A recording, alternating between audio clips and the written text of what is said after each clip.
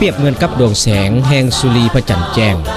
69 ปีแยงทางให้ประชาลาวน้อยใหญ่เดินตามทวนพักใต้ไปถึงเบื้องบนเจริญนั่นถอนไปสู่วัฒนาพักเอ่ยโอ้พักประชาชนปฏิวัติลาวมันแก่นยืนยาวผู้สานสมเสยวันสั่งตั้งพรรคประชาชนปฏิวัติลาวครบรอบ69 ปีอย่างสุดใจพักคือแก้วตาคือแสงไฟคือดวงใจของปวงชนลาว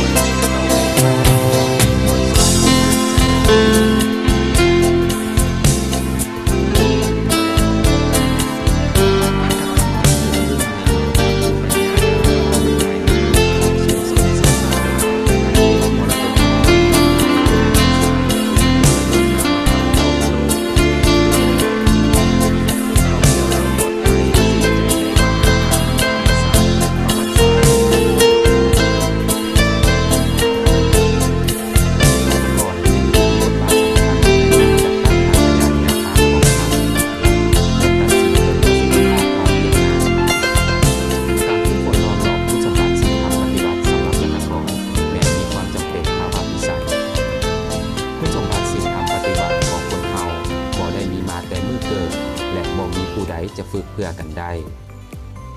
รัฐกรต้องทุกคนผู้สมบัติสิ่งทำปฏิบัติด้วยความเป็นตัวในแต่ละวันเพื่อให้สมกับว่า